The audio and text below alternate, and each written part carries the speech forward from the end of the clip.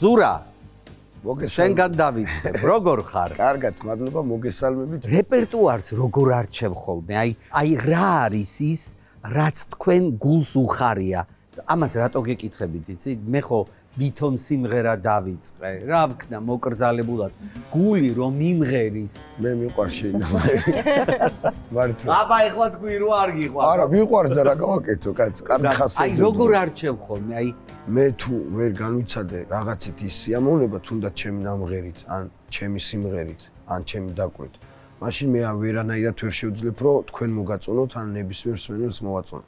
ეს ფანდურა რატო ქვია? უი. სკოლაში შესვლისთანავე შემოყვანეს მუსიკალურ საკრავებზე და ძალიან დავინტერესდით. თავიდან კი სალამურს მასწავლდნენ, მაგრამ ან ფანდურის სწავლა რომ დავიწყე, უფრო ინტერესში ჩავარდი და მე ესე ლაითმოტივად გამომყვა ეს მუსიკალური ინსტრუმენტი. გპ-ში რო ჩავაბარე ტექნიკურ უნივერსიტეტში, მე იქ მოხვდი ხალხურ საკრავების ანსამბლში და მე სამშენებლოზე ვსწავლობდი და სამშენებლოზეც ფანდურით დავდიოდი, თეატრშიც ყველგან ფანდურით დავდიოდი და ჩემი გპ-ის თეატრის მეტყველების პედაგოგი იყო ქალბატონი მანანა სიმონიშვილი, გარდაცვლილია და იმან დამარხვა ფანდურა მოკლედ. ის მეძახოდა ხოლმე და შემჭა ესე მოდი და ფანდურით იმღერე ერთხელ. სიამოვნებით შემდეგ გადაცემაში აუცილებლად მოვდივარ ფანდურით.